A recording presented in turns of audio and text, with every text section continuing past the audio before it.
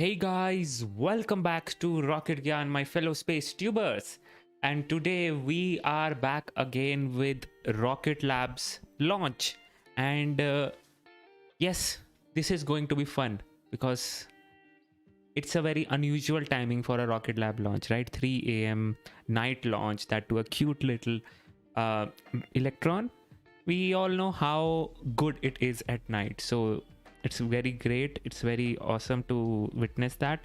Hey, ICG Harsh and Depratim having a pretty rough day. Fortunately, here's Rocket came to rescue. Thank you so much for that, but I'm hopeful your rough day will be taken care of with this rocket launch.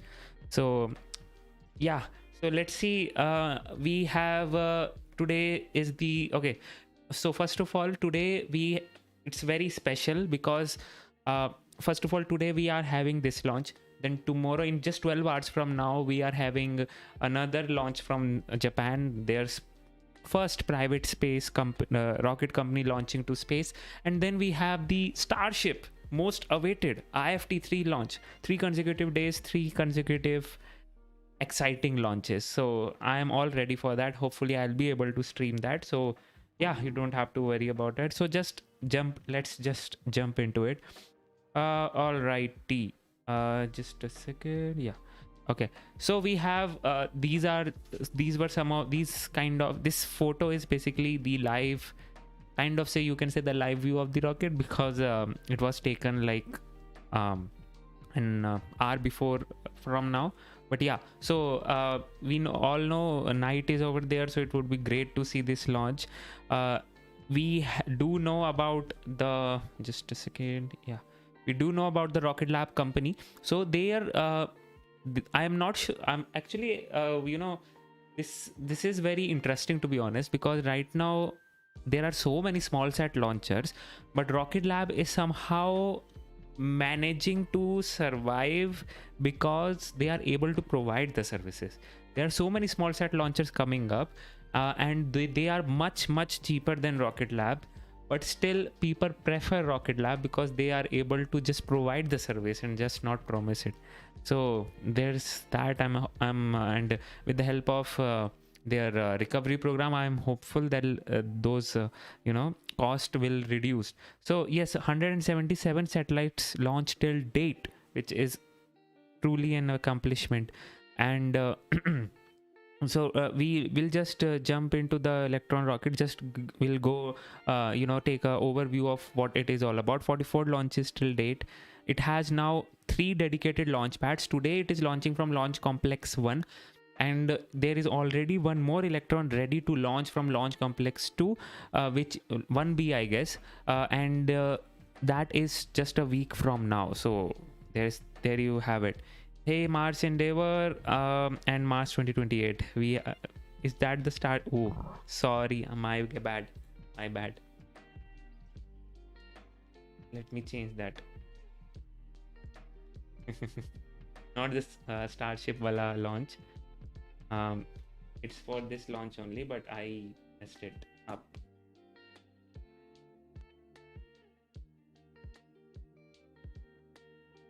Okay. Still messed up. What's the date today? 12.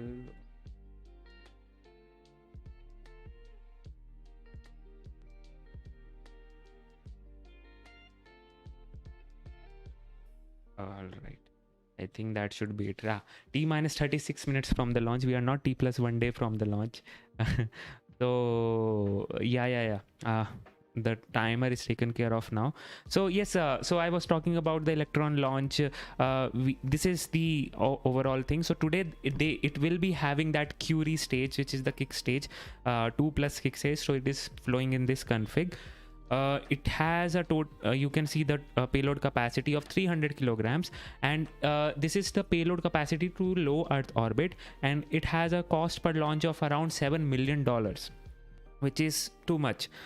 In comparison to, let's say, India's SSLV, it has a payload capacity of around 500 kilograms to low Earth orbit, and it is much cheaper than this 7 million. I think it's $4 million per launch, if I'm not wrong. So yeah, that is that and this is the kick stage which is going to be launched today. It is having a single satellite, and we are having this Rutherford engines, yes, 9 sea level Rutherford engines and one second stage vacuum optimized engine. And they also have the plans for reusability. They are already doing that. They are not gonna catch the booster now. They just let it fall down and then they just scoop it out from the ocean. That is also going on. So yeah, things are looking great. Now let's just jump into the StriX satellite, which is going to be launched today. So this is the satellite. So this is first of all a SAR satellite, and now if you know okay, you can identify two things from here. So this is a Curie, yeah, you can see it now. This is the Curie upper stage, the kick stage, and this is the StriX satellite. And first of all, it's from a Synspective, if Synspective or Synspective, whatever the name is. It's a Japanese company. It's not a US company, first. Second, this is a SAR satellite. And if you know how a SAR satellite looks, you know that there is a big umbrella like antenna, and it's able to, you know, capture those radio waves with the help of that. But here you can't see that. And what they claim is that they are able to emulate the same behavior with the help of those panels. Yes, those panels are not just the solar panels, but also their solar panels come antennas. So this white thing which you can see, right? So these are the actual antennas. And yes, antennas can be flat, total flat, and it can work. So it's unlike the conventional design of, you know, that parabola and all those things. Flat antennas also exist and they do work, and this satellite utilizes that. So first of all, it's a SAR satellite, so it will be able to, you know, no matter what is the okay, yeah, this one, whatever is the condition of the Earth, it will be still be able to fetch the details of the ground. So you can see that you know, no matter how, if it is day, cloudy, rainy, night, since it is not an optical observation, it sends radio waves, it hits the surface, it bounces back, and then it reads it. So here you can see, right, these panels are not just the solar panels. This is actually the antenna. It's a 5-meter antenna, you can say that, and it's able to capture that. So it's an amazing product. It is on the 3rd generation now. StriX 1 and 2 is done. The 3rd generation is going on, 1 to 4. This is wait a second. Okay, it's sorry, it's right now the 2nd generation only. StriX 3 is launching today, but they will have eventually 30 satellites in space, and they will be able to monitor all the SARS data and detect millimeter level changes. That is the thing. They have a resolution of around 1 to 3 meters, and swath radius of 10 to 15 kilometers. They have around this payload mass. Yes, the mass of the satellite is around 100 kg. Sorry for that. Yeah, and we are having okay, this is the company which I'm talking about. So here you can see that we are having the SARS images. So they will use that. They will detect millimeter level changes, and they are aiming for a 1-day turnaround. So every day the data will be updated. And what else we have? So yeah, this is how the satellite looks. This is the solar panels which we have, and down. So one more thing which is very interesting to note here, since okay, this is a solar panel, but this will not directly point towards the sun, because those are the antennas which has to directly point towards the ground. When it is in working state, I'm not sure how they have designed the working phases of this, but most probably it will stay like this only. And because of that, they will have to put out so many more satellites, so solar panels, so that so it can compensate for whatever loss of you know, solar power because of its orientation. So yeah,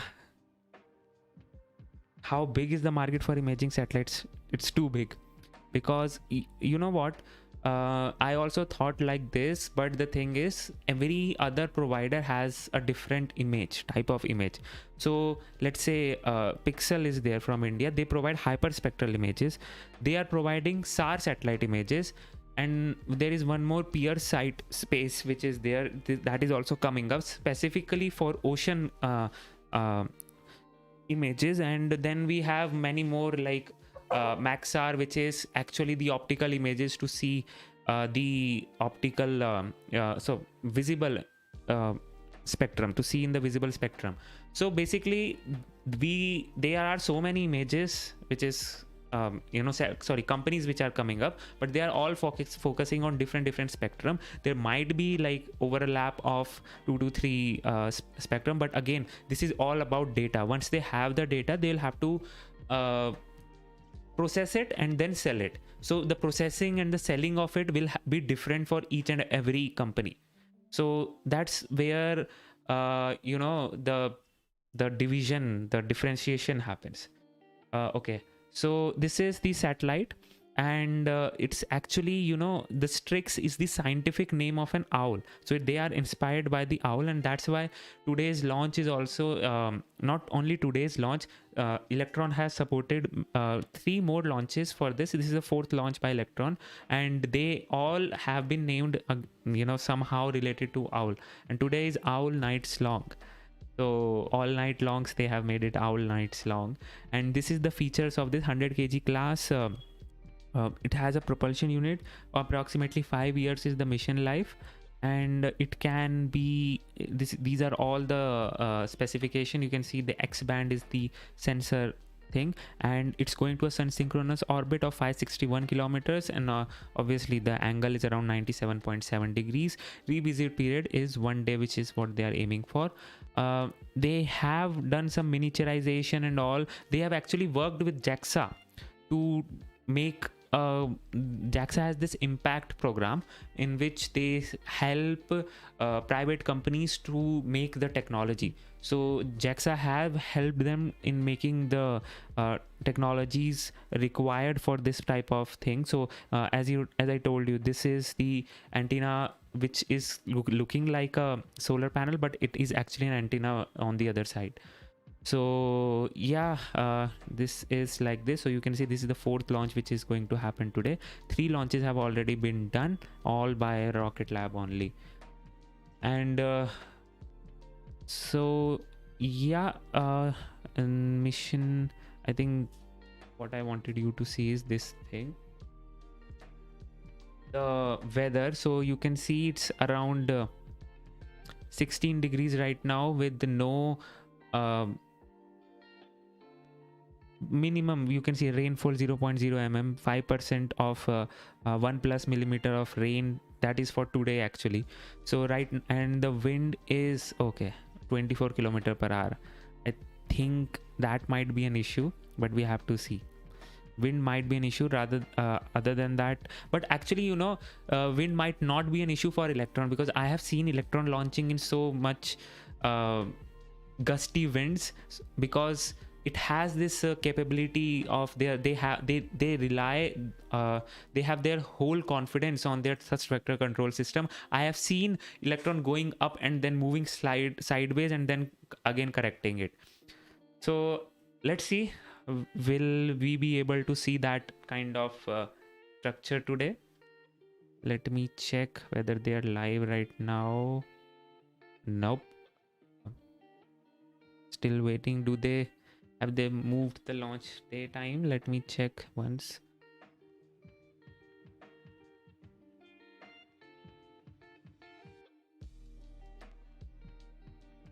Nope.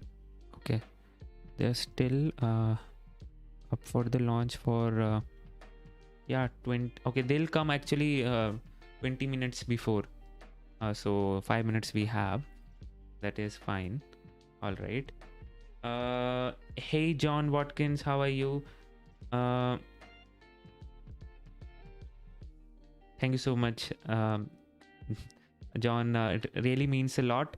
And I just try to, give you all the insights so as you can also learn more about space and get to know how interesting all that is, because every day it's not the same. See, for today also, it's just a satellite mission, if you say, but that satellite itself has a new technology, which was something which I found very interesting. That antenna thing. No, it's very hard to think about a SAR satellite. Even the NISAR satellite, which is in joint collaboration with ISRO and NASA, they have that umbrella kind of antenna. But for today's launch, this StriX satellite, they did not have it. So it's always new to learn things, because every time you have to, no matter what you do, you have to solve a new problem in space. When you solve a new problem in space, you develop a new technology, you get to know more about how things can work in space. And obviously, when a technology and a innovation is developed, it always benefits some way or the other the humanity on the earth. So yeah, Rocket Gyan plus Rocket Lab. Great. Who is buying these images? So there are many actually companies which will buy. So there is this company called Data Patterns. It's an Indian startup only, and their whole what should I say, business model is just to take the raw data from all these satellites, process it, and then give it to the customers. So kind of, you can say, they provide data processing as a service. And there are companies, many companies, which are using those data. So it's all about, what should I say, what I am seeing right now is, so one more interesting fact which I saw, that almost all the companies, literally all the companies, if I say, if we have 100 startups, out of those 100 startups, 99 startups, if they are publicly listed, I'm talking about 100 startups, if they are publicly listed, 99 startups are in loss since they were listed. And not to like and that too not like 10% loss, 20% loss. Their share price have, what should I say, plummeted down to 80%, 70%, like that. So it's a long way to go for space startups to actually survive in space. But I'm thankful that investors and all can actually see the long-term picture of space, because space is something in which you have to to invest a long-term capital. You can't wait for short-term gains in that. Long-term gain is what only you can get, and that too, the long-term gains is just, is too much to just consider if you have a particular and a proper strategy in place. So I hope that thing changes here in India also. And there is this startup in India, Pixel, right? They are able to, and then Peerside Space is also coming up. They both are able to secure fundings because they've had some sort of office established in US, because they were able to get the funding somehow from US. Indian startups from Indian venture capitalists, they are facing issues to raise funds, funds in space technologies and all. I hope that changes soon and people will be able to do that. Yes, Carrie, it would be great if you all can hit that like button and subscribe if you haven't. And if you want to support me, guys, do consider becoming a member. I will bring all these exciting space related stuff to you guys, so you don't have to worry anywhere else. So yeah, okay, if you have anything else, you can just ask your question. Let me just see if we have any live thing yet.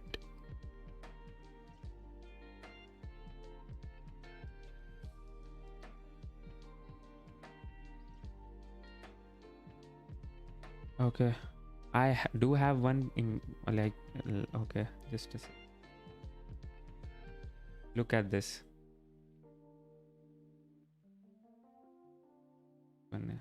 Look at this image. Okay, how cool is this one?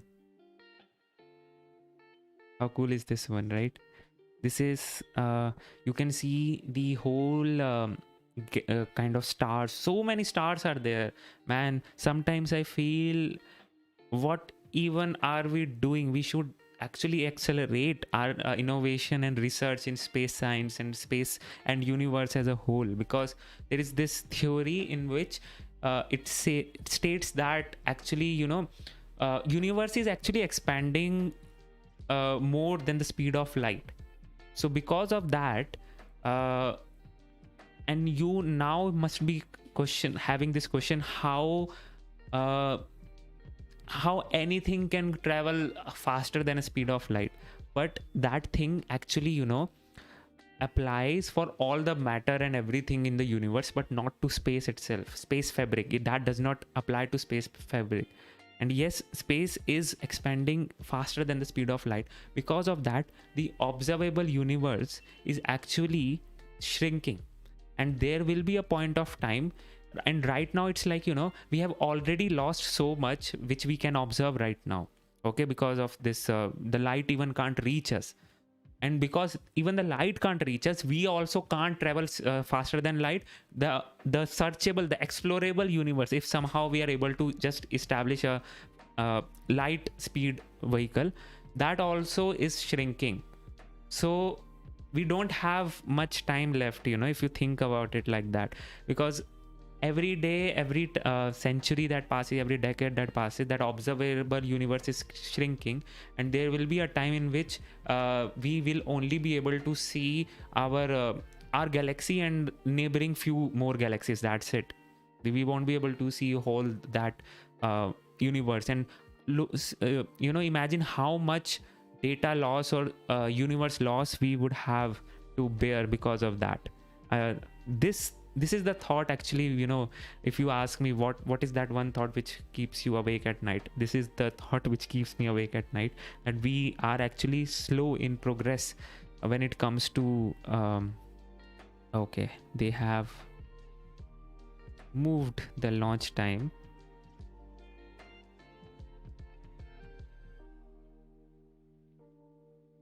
Weather issue is there, as I told you, right? Gusts and all were there, so it's 40 minutes from now.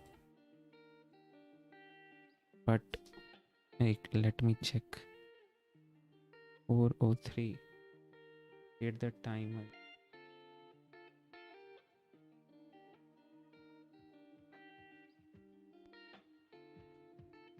Guys, do give me your opinions also about this. Let me just update the time.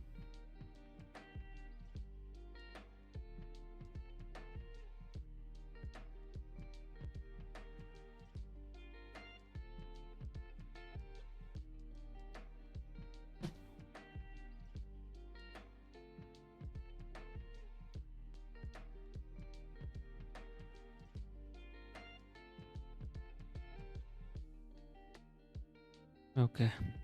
We are T-minus 37 minutes from the launch, and we are having the issues because of that. Everyone had this issue, had this thing. So in news channels, I remember Pratim, that we used to have those documentaries. I am so grateful that I stopped watching those news channels documentaries, because that were BS, literal BS. But still, they used to say all this like the sun will explode, this will happen and all. My first encounter with what will happen in universe was via news channel, and then I became kind of interested, and then went on to see all those Discovery channels, Nat Geo, Discovery Science. I'm so sad that I think Discovery, Nat Geo all have shut down their operations. They used to be my when I was a kid, when I came from my school, I used to watch that only, and my favorite show was that Cosmos Space-Time Odyssey. That used to be so good. Neil deGrasse Tyson used to come and tell so many interesting facts about space, what would happen, what has happened already, all those things with the animations of great discovery. So yeah, whosoever one thing which I like about this guy, Neil deGrasse Tyson, he's such a good orator, such a good speaker, such a good storyteller. like my friends who are not interested in space, who are like, you know, on and off, who are just okay, space facts, they like to listen about space. It's all about story. When it comes to space, it's all about story, right? So they have watched, I have, whenever I ask, do you watch, do you follow something related to space, they always say that I have watched Space Time Odyssey, Cosmos Space Time Odyssey. And I'm like, why is this a factor with everyone? Okay, I think the time is a bit off.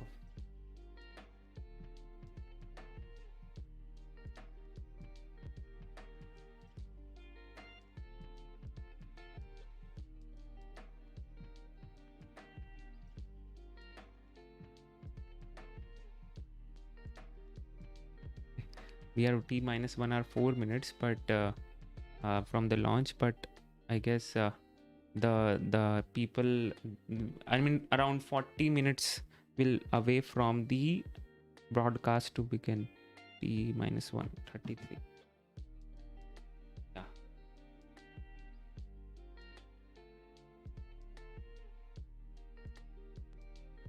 Yeah, BK Molten, I'll give you that view. Don't worry about it. So this is the view which you are, I mean, this photo which you are seeing is of the actual rocket only. So once we have the, you can see T minus 1 hour now. Somehow they have changed the timing. So yeah, I'll switch over to that. So don't worry about it.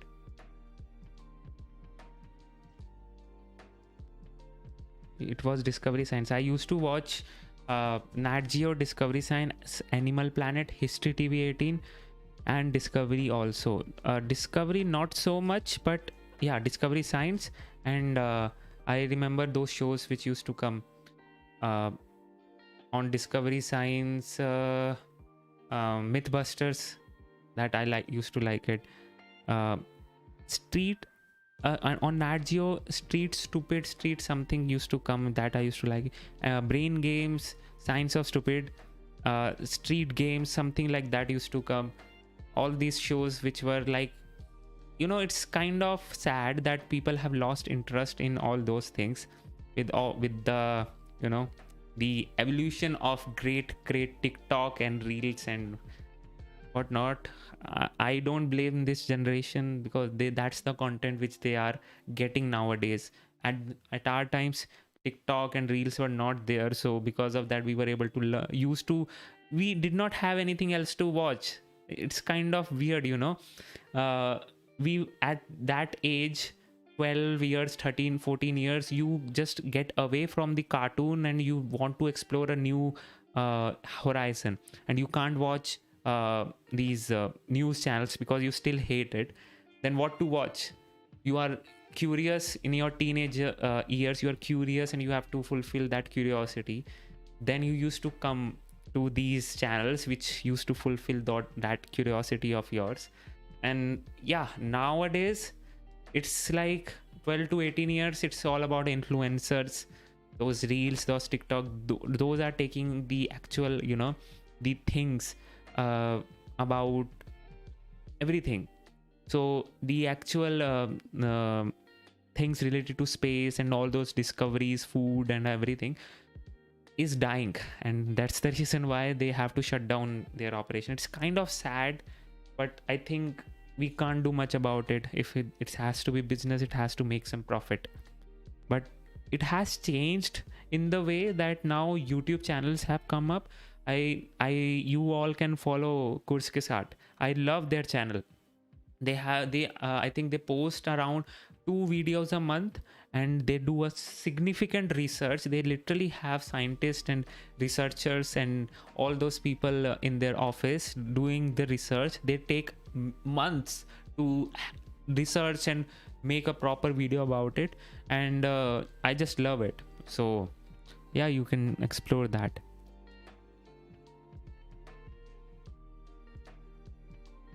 Doraemon, Shinchan and all those things was there, right? Transporter missions from SpaceX are taking a huge part of the small sat launch business. I don't think so. Because Mars 2028, The thing is that today what is the issue is that there are so many uh, small satellites, CubeSats, which we have, but we don't have enough launchers. So if we are just talking about the rideshare missions, yes, transporter missions are there, which is taking up a share of these small sat launchers. But the thing is, these small satellites are actually kind of, you can say, if they are, those are company satellites, those are funded. If those are university satellites, those are still funded. And let me tell you one thing: startup may not have money to launch a satellite, but universities have ample amount of money. Those professors and all, you know, they get crores of budgets or $1 million of budget uh, to have some sort of new research that they can do. So it's not about just taking away the launch business. It's about transporter mission is there, but we all know it's quarterly launch, right? So if the person has to launch before that, then what? And that too in transporter mission, the issue is it's a rideshare mission. If you want to go to a specific orbit, then what? If you don't want to share your ride with another, then what? So there are so many things. It's good for people who are on budget, so you can, you know, Uber pool your ride to space. But if you want a dedicated launch to a dedicated orbit to at a dedicated time, then obviously all those small sat launchers come into existence. But at the same time, there are so many small sat launcher which are coming up, but at the same time they are dying also. If you know what I'm talking about, the Astra, it used to be, they had everything, right? And now we don't even, I don't even know if the company is still existing or not. They used to they had a crisis actually of all those things, and I don't even think so we have a proper, because they failed like from 4 launches, I think they failed 3 times somehow or the another. They were not able to get like full 100% success. So that is the case.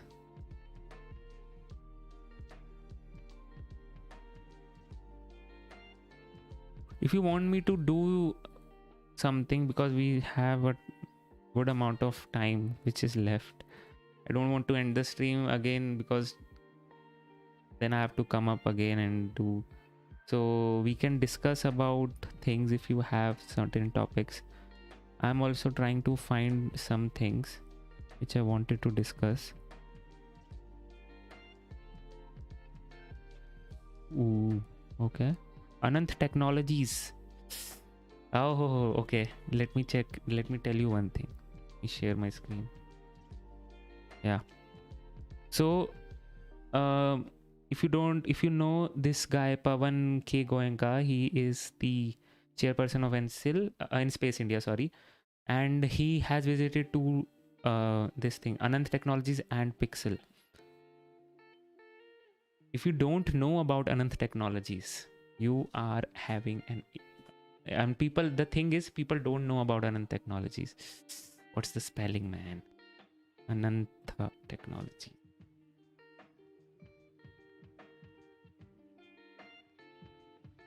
It was made in 1992.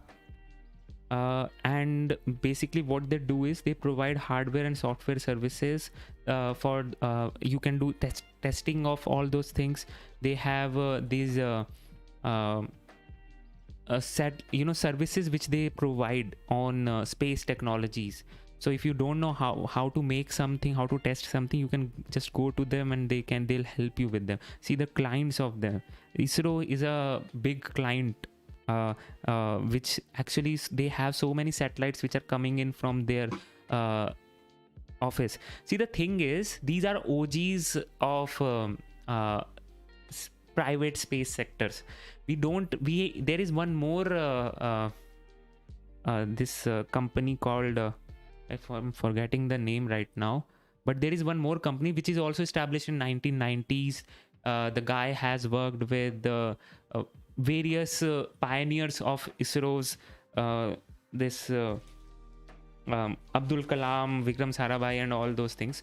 So the thing is, what I'm trying to say is, we have this new shiny Pixel, Skyroot, Agnikul, Bellatrix, and whatnot. But these guys, Anand Technologies and that guy, there are ample amount of these things which are not publicly known, but the actual driving factor for ISRO, driving factor for other companies as well. And hopefully very soon I shall be visiting their facility, and I'll if they allow I will film that, whatever they do it. So don't worry about it. But yes, this is something which I wanted to tell you. The people just forget about all those things, and they just like, you know, they don't know that ISRO was not alone in making the things happen. They were support. So ISRO had the, sometimes even they did not even have the R&D. Sometimes they have to, you know, take the R&D from these companies. Sometimes they did not have the parts, so these companies used to make those parts and all. So you can see the aerospace related digital design, RF design, aerospace solution. What do they provide? Geospatial systems, you know, the SAR satellites, GIS, all those things has been there. They have been there since 1992. It's a publicly listed company. You can even consider buying their shares. RF design and development, power systems, satellite systems and launch vehicles, manufacturing and test facilities, everything they have. So that's how it is, man. People just don't people just forget about all this.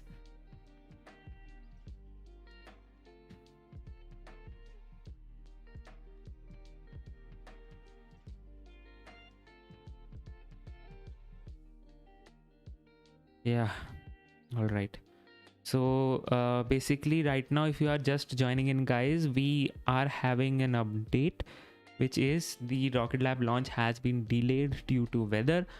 Let me share that with you only. So this is the launch update, which you can see, right?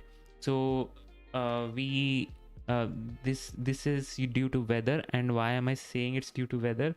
Because just a second.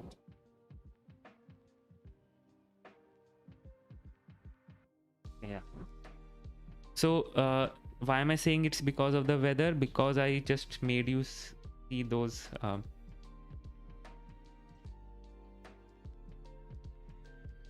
where is it? Yeah, this is the weather condition. Okay. The problem is the wind gust. Okay, they have subsided a little bit. It was 25 km/h. Now it is 19 to 20. Still high. We don't have a rain today, so that is fine. 0.00 mm right now. We do have a 5% probability of rain, but that is okay. So yeah, this is the issue. Cloudy. It's mainly cloudy also. So let's see.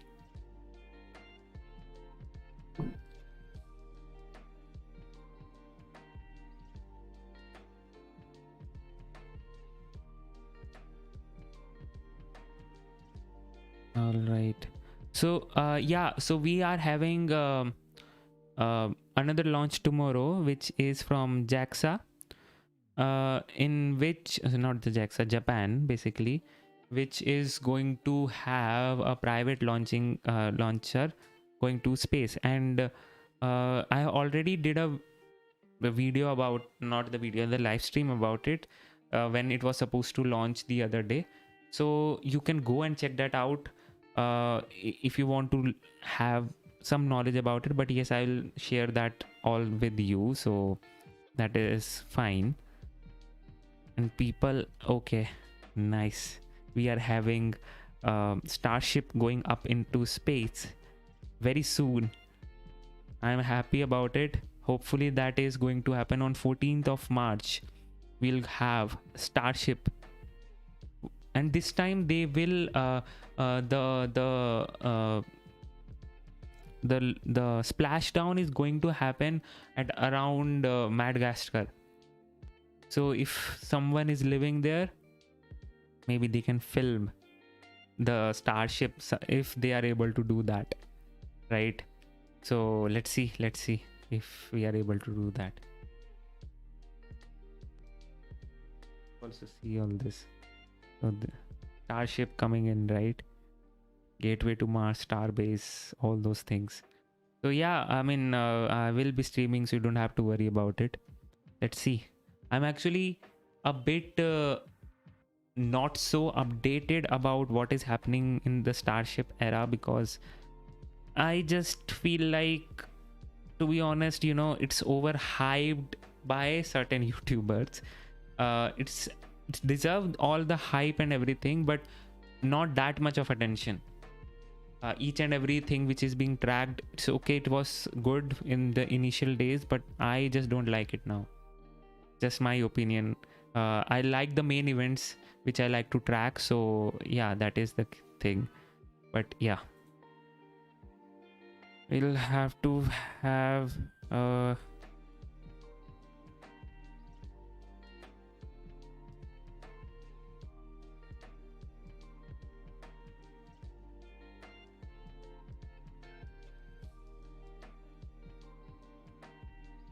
21 minutes from they come to live, right? From when they come live. Let's see.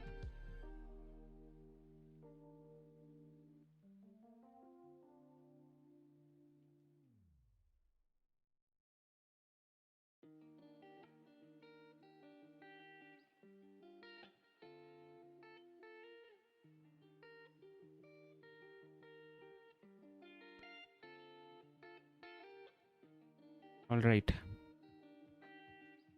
So we are T minus 48 minutes from the launch, but around 20 minutes from the broadcast to begin. We will be seeing the StriX satellite going to space. We will be seeing the Electron rocket going to space. And let's see. I'll just take a break right now and come back soon. So just enjoy some music by then. Till then, sorry.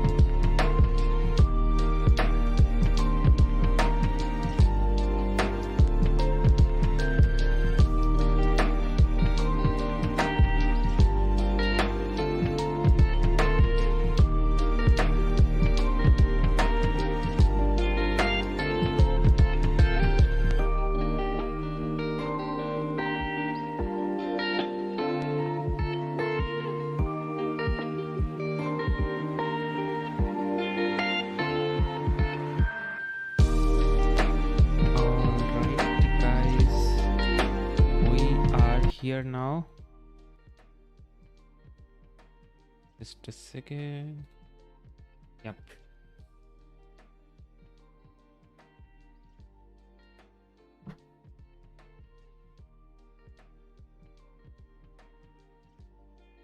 Yeah.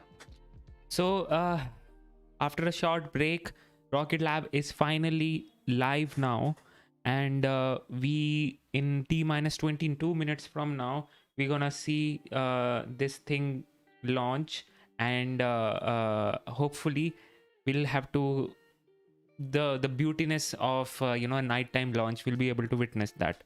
So if you are just joining in, let me summarize the things for you. So Rocket Lab is going to launch a StriX satellite to space.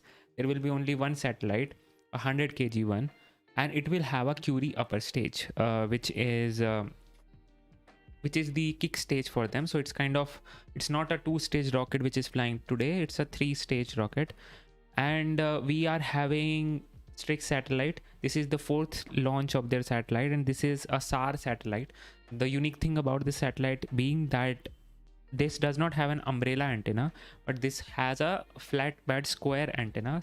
So the solar panels of this satellites, like this, they are actually the antennas of it, and I mean antennas come solar panels, like that you can say. So we are having that, and right now they were delayed because of the weather. Hopefully that is not the case. Let me check the weather right now again. Okay.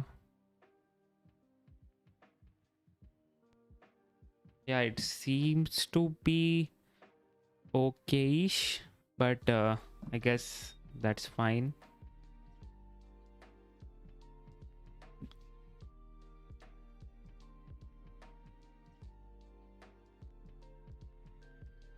All right, just a second. Give me a second, guys.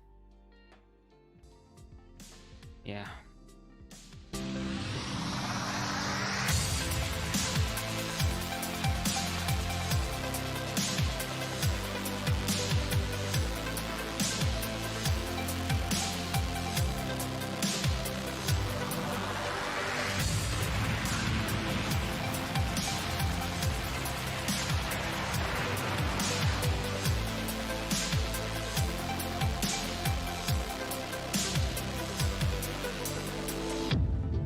That's the Curie upper stage. We don't get the visuals of it. Usually we don't get the visuals of it, but yeah, that was the Curie upper stage, and we are here. Hello from Rocket Lab's Mission Control Center in Auckland, New Zealand. We are live with a view of Electron on Pad B at Launch Complex 1 in Māhia. Today's launch is a dedicated mission for Earth imaging customer and longtime Rocket Lab partner, Synspective. If you've been following our missions for Synspective so far, you'll know that owls are a common theme, and today's launch is no different. Following in the footsteps of previous missions called The Owl's Night Begins, The Owl's Night Continues, and The Owl Spreads Its Wings, today's mission is called Owl Night Long. My name is Prachi Saknani, and I'll be with you live as we count down to our 45th Electron mission, scheduled for liftoff at 4:03 a.m. local time, or 15:03 UTC. Now, speaking of being up all night long, our operators are on console and are tracking no issues for launch today. Yes. We are shooting for the last opportunity in today's window, but we still have plenty of opportunities over the coming days as a backup if we need to stand down for any reason. Today's launch is our 4th Electron mission for Synspective, starting with our partnership with them in 2020. All the satellites in Synspective's constellation are part of their StriX-series. And for those avid birdwatchers out there, you'll have recognized that StriX is a genus of owls, hence the owl-themed mission names. Yep. We first launched for Synspective in December 2020 with The Owl's Night Begins, our 17th mission, and a dedicated launch of Synspective's cutting-edge Earth observation satellite, StriX Alpha. Then, in February of 2022, we launched their StriX Beta satellite as part of our 24th Electron mission called The Owl's Night Continues. This mission was also the inaugural launch from Pad B at Launch Complex 1. The second pad at LC1 increased our responsive launch capabilities and allowed us to schedule more launches. We then continued our partnership with Synspective in September of 2022 with the Owl Spreads Its Wings, which carried a StriX-1 satellite. This was the first commercial synthetic aperture radar or SAR satellite in the series. Now, this launch was full of Rocket Lab milestones. It was our 30th Electron mission, it carried our 300th Rutherford engine, and StriX-1 was the 150th satellite we delivered to orbit. One thing that makes Synspective's payloads unique is that they're a little bit larger than the standard Electron fairing normally allows, and so our Electron engineers and designers developed a tailored fairing with notches to fit the corners of the StriX spacecraft. Just one of the many perks of flying dedicated on Electron and tailoring your mission to precise, customer-specific requirements. Yep. So let's take a closer look at Synspective's constellation. This is the advantage of having a dedicated launch, right? So the transporter, okay, but still there is a market for these. So I was talking about the antennas. These are solar panels, but below that them are the antennas. So most probably this will remain in this orientation only, and they will image like this. They will be able to detect around millimeter level of changes, and it has a resolution of 1 to 3 meters. And yeah, so swath radius of 10 to 15 kilometers it has, swath size basically. So they have already taken these images from the previous missions, and now they are mostly, yes, there will be one more satellite in the second gen of the satellites, StriX satellite.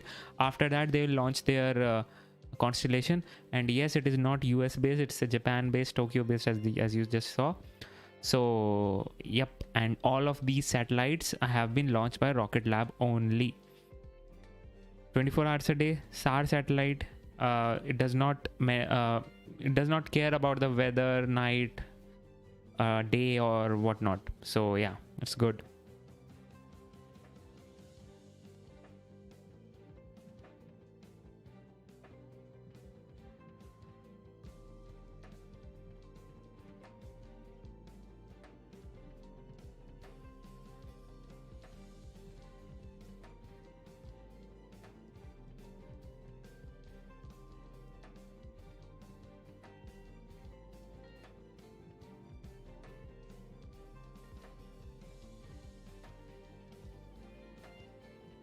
Again, I mean, these I'm not sure how this thing works, but there must be some regulations also, because otherwise these commercial satellites will be able to image all the activities which are happening on the ground and can be war specific.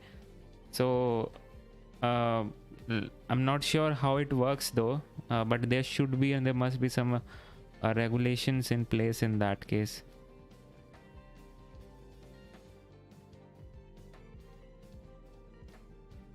These are all the products they have and the services they provide. You can see, you can actually measure the growth in the forest, whether it was successful or not, and all other things which you can track. So they provide this also, and yes, it has its own propulsion system. It has a mission life of around 5 years. So after that, it will be able to deorbit and come back to the Earth, so won't pollute space. Series is called StriX, named after the owl. In many cultures, including Japan, the owl is a symbol of wisdom and luck. Owls have extraordinary night vision, the ability to see small details over long distances, and can even use sound to hunt. Similarly, Synspective's SAR technology uses the echo of radio waves to create 2- and 3-dimensional images with a millimeter level resolution of the Earth's surface. Because the technology does not rely on visual electromagnetic wavelengths, it can produce these high-resolution images regardless of cloud cover or daylight. The StriX satellites have provided images to assist in disaster response in all weather conditions, such as flooding and inclement weather systems, urban development and planning, and construction and infrastructure monitoring.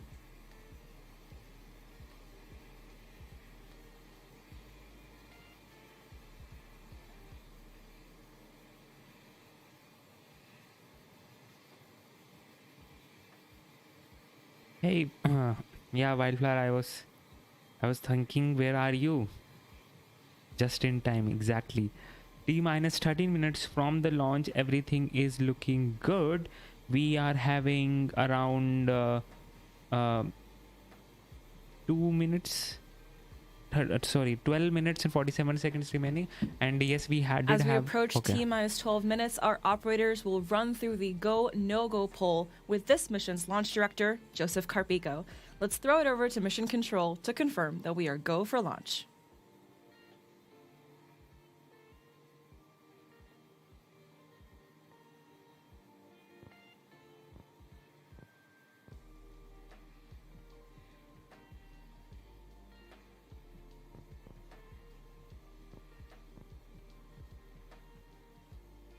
I think. Okay, we'll hear that, hopefully.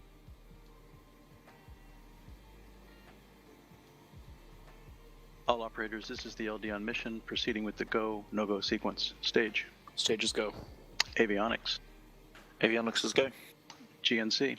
GNC's go. VCon. Beacon is go. T1. T1 is go. GC. GC's go. PLS. POS is go. RSO. RSO is go. MET. Net is go. RF. RF is go. MM. MM is go. LD sub. LD is go. The go, no-go sequence is complete. We are T minus 11 minutes, 25 seconds and counting. We are go for terminal count. Auto sequence at T minus 10 minutes. From this time, the 3-word hold procedure is in effect. So what is a 3-word hold position? You ask. So basically what happens if a person or if any operator just say hold, the things have to stop there. That's And then confirmation and there. from Mission Control. Okay. All systems on Electron are healthy, and we are proceeding with the remainder of our count. T0 is targeted for 4:03 a.m. local time or 15:03 UTC. You see, today's Mission Control is filled with launch operators, but just a few days ago, they shared the room with our spacecraft operators as we conducted our very first spacecraft re-entry. We were bringing home an in-space manufacturing capsule for our partners Varda Space. For more than 8 months, the capsule lived happily on orbit, supported by a Rocket Lab designed and built spacecraft bus that provided power, communications, ground control, and attitude control. Inside the capsule, Varda was completing a world-first in-space manufacturing experiment by growing crystals for pharmaceutical products in orbit, hoping to grow them at a better quality than on Earth thanks to the reduced gravity environment.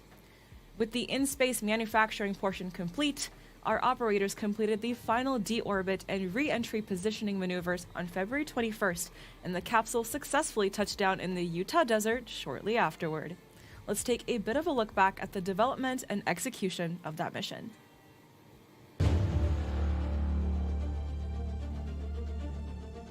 Ground services configured. Antenna configured for TTC-04. It's a very unique thing to grow holding crystals at in 5 space. degrees elevation. How cool is that, right? It's for pharmaceutical purposes, but we can do it for other things also. So I did not know about this mission. I think you know what, sometimes Rocket Lab is very secretive unless it is success, then only they release all these things.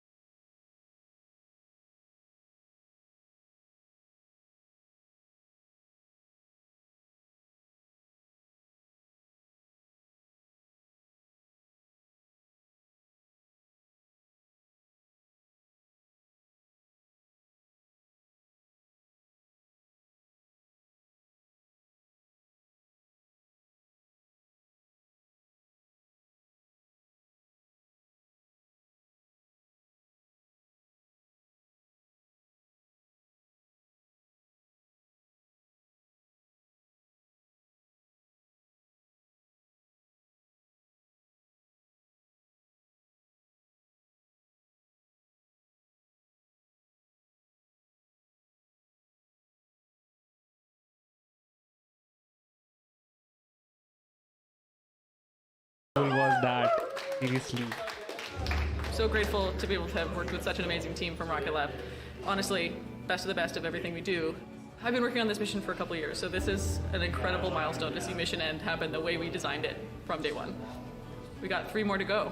1 more is waiting for launch in the summer, so we're ready to do it all again. That is so amazing.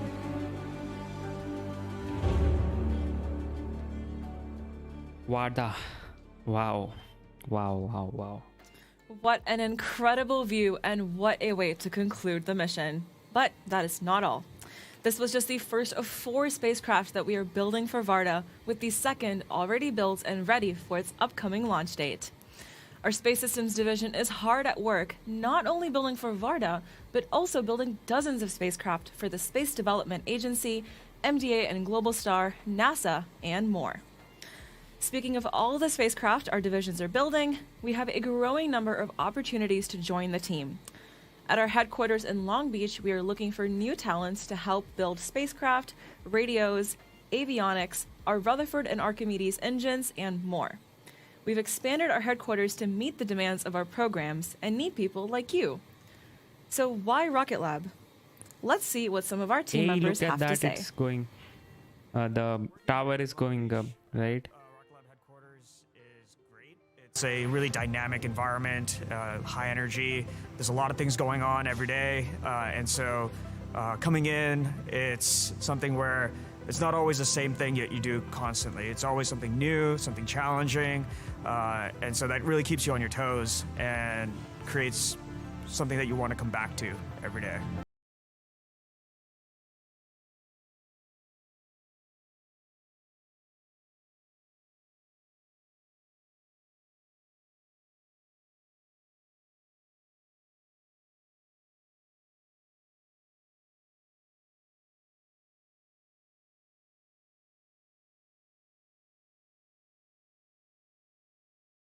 Knowing that I'm an integral part of these missions gives me the drive to work on them. We're trying to do things a lot faster than everybody else, including going to the moon, going to Mars. That brings with it a whole set of new things that we can do faster, things that we can do better than others. And that really inspires me because it opens up space to a whole new set of possibilities, use cases. My favorite Rocket Lab moment to date has been the re-entry of the Winnebago satellite. All of the work that went into being the first commercial satellite to re-enter on US soil. That's really cool. That's something nobody else has done. We recently ran the first production tests on actual flight modules. And there was a bunch of us gathered around these plots and just watching the data come in. It was an extensive process, kind of like the Trailblazer, proving that that module actually passed. That was probably like my most exciting moment here. So people should come to Rocket Lab because it's a unique environment. We're one of the few companies in the world that can do both the rocket side of things as well as the satellite side of things. And so you get a unique blend of a whole bunch of different skills, allows people to see different aspects. I feel like people with broad skill sets are really valued. Even if you're not from space or if you've been in space for 15 years, you'll be able to contribute in a really cool and exciting way. Wow, under 4 minutes to go. We are looking good. If We are looking California good, isn't your guys. calling, we have openings available at our sites you go. across North America and New Zealand, including the buildup of our new site in Middle River, Maryland, where Neutron will come to life. If you're ready to launch your career and join our team, apply at rocketlabusa.com/careers now. We are moving towards the final stages before launch with T-minus 3.5 minutes on the clock. At T-minus 2 minutes or 2 minutes to terminal, Electron's autonomous flight computers will take over the countdown. Shortly after that 2-minute mark, we should hear the call that LOX loading is complete, which means that the vehicle is fully fueled and good to go. The next gate is the signal that the first and second stages are pressurized for launch. After that, we await the iconic 10-second countdown to liftoff. Let's listen into mission control for these final steps in the sequence. Lock auto sequence and confirm. All right, guys, T-minus 2 minutes, 52 seconds And remaining. Decon, confirm Everything all. is looking good. All ASCOs are green. This is the everything LD is on green. mission. We are go for auto sequence start at T-minus 2 minutes. LD is go for launch. Yeah, there you go. LD has given go for the launch. We are having a launch this time, and Electron is already on the pad. Let's see how cool would that look when it goes to space. Again, this is a nighttime launch, and always my favorite, you get to see those beautiful flames in action, and it's always amazing. So again, there is only one satellite which is going to space. The Electron is launching StriX satellite. Weather, range, everything is green, and now we are under 2 minutes. All avionics batteries switch to internal power. The vehicle is on internal power. AFTS is green and enabled for flight. It's in terminal countdown. So for SpaceX it happens at around T-1 minute. For Rocket Lab, T-2 minutes, in which the flight computers take over the countdown and then make sure everything Load is complete. System is in recirculation. There you go. LOX load is complete, which means topping off is done. You can see how thick the layer is actually, right? The ice layer is, which just tells you how cold the oxygen and everything Anti-geyser ring is disabled. there is. Okay, T-1 minute, 5 seconds remaining. Guys, give your best wishes to this rocket by liking this stream, and I hope we get to see some beautiful views Stage 1 and tonight. Stage 2 tanks are pressed for flight. High flow engine purchase enabled.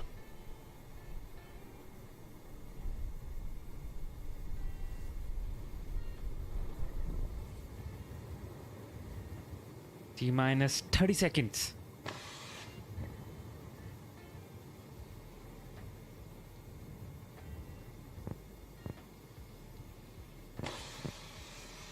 T-20. T-minus 20 seconds and 19, counting. 18, 17, 16, 15, 14, 13, 12, 11, 10, 9. 10, 9, 8, 7, 6, 5, 4, 3, 2, Ignition! 1. And liftoff!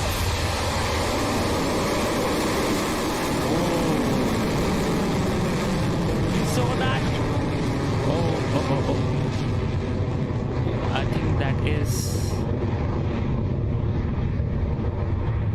that was something. That is something. You can see some sparks from there.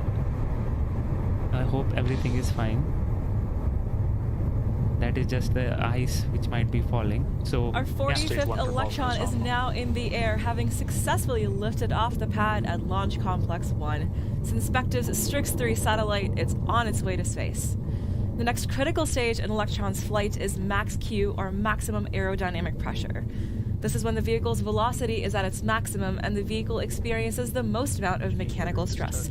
Let's listen in for the call from Mission Control for when Electron clears that stage of flight. Bro, what is happening today? Is camera messed up or what? Approaching max Q. Camera is not good at all today.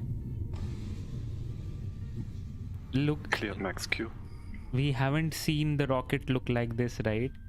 Camera There is... we go. Electron has successfully passed through max Q and at an altitude of just over 15 kilometers is well on its way to pass the Kármán line and enter space. The 9 sea-level Rutherford engines on the first stage are operating nominally, and we are approaching the next series of events in the mission. The first milestone after max Q is MECO, or main engine cutoff, when those 9 engines throttle down before shutting down completely. This slows the vehicle down just a touch before the first and second stages separate, and once this is complete, the second stage space-optimized Rutherford engine ignites to take the payload and kick stage the rest of the way into orbit. These 3 events happen in quick succession, so let's keep an eye out and listen in for the calls from Mission Control. Stand by for MECO in approximately 30 seconds. Now it's looking good. Now it is looking like a rocket, right? With those plumes expanding. Now it's fine. 15 seconds to Yes, staging. we messed up the camera badly this time. So Active burn light detect mode. next stage is the MECO and the stage separation, which is going to happen in just a few seconds from now. Oh, just look at that plume when it expands and just becomes. MECO confirmed. Okay, MECO confirmed. You can see those tanks, Operation success. helium tanks, and we have ignition on the second Stage 2 ignition stage. confirmed. Done, done, and done. And with that, we've confirmed MECO, stage separation, and ignition of the space-optimized Rutherford engine on the second stage. At this point, as Electron has cleared most of the Earth's atmosphere, it can also jettison the fairing, as it is no longer needed to protect the payload. Fairing SEP coming up. They have changed the config of the engine. Battery I can see, but what is that? Or maybe they have changed the camera angle. Fairing jettison succeeded. Couldn't see anything. But fairing jettison has happened. Guidance is nominal. Electron's fairing has now been ejected, with the two pieces falling away to burn up in Earth's atmosphere. Electron's second stage is continuing nominally on its way to orbit, carrying the Synspective payload. The vehicle is currently at 132 kilometers altitude and reaching speeds of more than 9,000 kilometers an hour. Alrighty. So it's looking good. It's going fine. I'm not sure why Stage 2 propulsion is the nominal. cameras are bad this time, because this was not the case. It's not like they are doing it for the first time. They have been doing it for a long time. The Electron's second stage continues onto orbit now at just over 9,700 kilometers an hour and at an altitude of 155 kilometers. The nozzle is glowing bright as we hit Whoa. T plus 4 and a bit minutes into the flight for the Owl night-long mission for SAR imaging company Synspective. I like this one. So we have the oxygen as well as the Carolox fuel tank, capacity, and then we have the trajectory also, nominal altitude and current altitude. It's all fine. It's all as it should be. We can see the temperature of the Carolox engine increasing though, but it's fine. If you take a look at the panel on the right-hand side of your screen, you can see our propellant telemetry from Electron's Stage 2. Currently, we have about 60% of kerosene and about 60% of LOX remaining as we head into the next major milestone, the battery hot swap, a unique maneuver to Electron. Yep. It will jettison those batteries, the square thing which you can see on the rocket on the right hand side. Look out for that. It will be jettisoned, and it does that. So it's if you must be thinking like it will swap the battery after the jettison. That does not happen. Guidance is nominal. 10 seconds remaining. So the swapping of the battery actually happens internally and way before this actual jettison happens. Throttling down. So I remember one time the Electron rocket had a failure because of this thing. The jettison did not happen As I mentioned properly. before, up next is a familiar mission milestone, the battery hot swap. This is where we take the depleted batteries powering the electric pump inside the second stage Rutherford engine and swap them out mid-flight for a fresh one to power us the rest of the way to orbit. If you watch closely, hopefully you'll catch the battery ejection and see it fall away from the stage. Keep an eye out for a silvery object on the right. That square cuboid thing, right? And it's coming up. Battery jettison is coming up.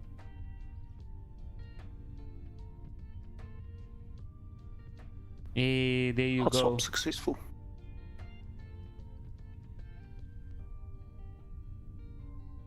And we have successful Stage 2 battery propulsion holding jettison. nominal. Battery jettison confirmed. And there we go, a successful battery hot swap. Electron is now traveling at over 16,000 kilometers an hour and is at an altitude of just over 200 kilometers. And with that hot swap completed, we are approaching second engine cutoff, or SECO.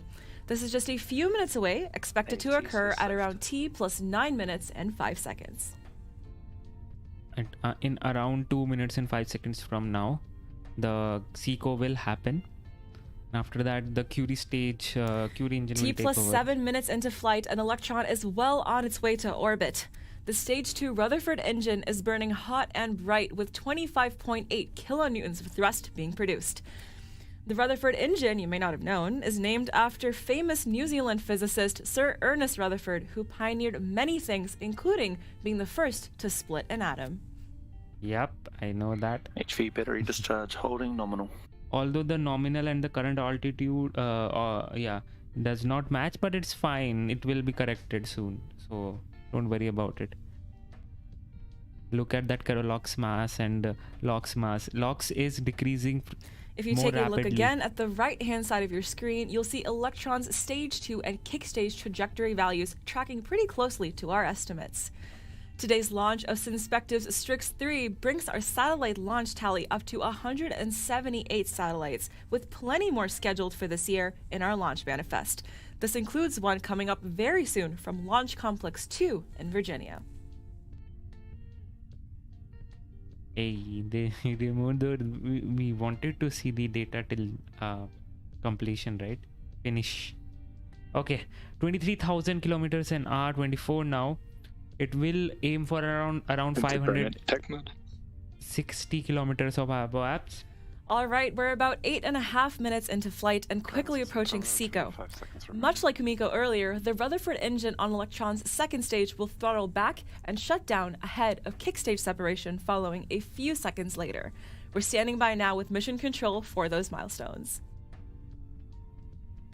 All right, in just 10 seconds from now, we are approaching that Miko. You can see the speed rapidly increasing because the fuel is not there now. SECO confirmed. And we have SECO.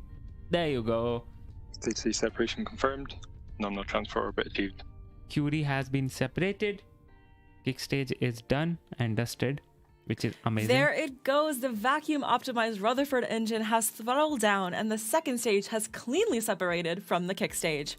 For the next 50 minutes or so, the kick stage will enter a coast phase until it reaches the apogee of its elliptical orbit, or the furthest distance it will be from Earth.